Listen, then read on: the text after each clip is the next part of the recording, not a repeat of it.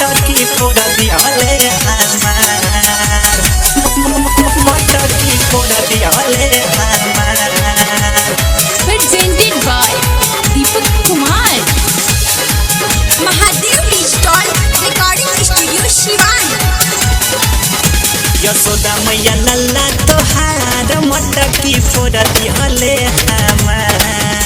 यशोदा मैया लल्ला तोहार मटकी फोड़ दिहले हमार। बात का बताई बात ही सच्चाई माखन कइले बेकार। यशोदा मैया लल्ला तोहार मटकी फोड़ दिहले हमार। यशोदा मैया लल्ला तोहार मटकी फोड़ दिहले हमार।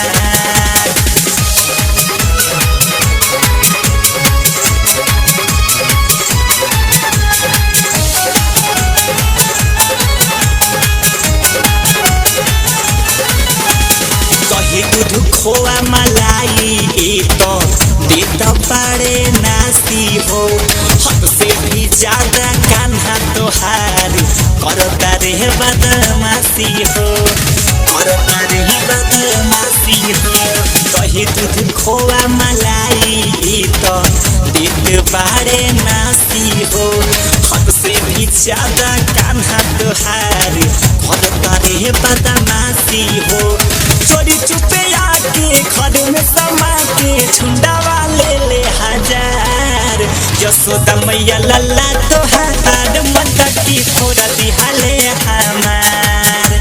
यशोदा मैया लल्ला ना तोहार मटकी फोड़ दिहले हमार।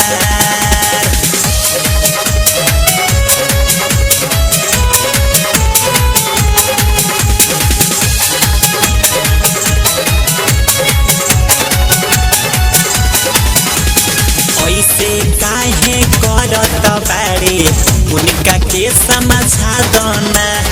अब जदि अहे त कर पिटाई उनका के बतला दना उनका के बतला दना।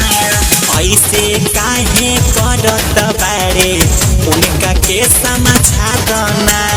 अब जदि अहे त होई पिटाई तनिका तूहू बता दना।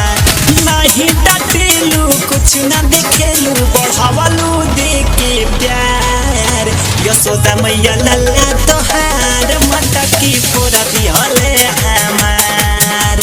यशोदा मैया लल्ला ना तोहार मटकी फोड़ दिहले हमार। बात का बताई बात ही सच्चाई माखन कइले बेकार। यशोदा मैया लल्ला तोहार मटकी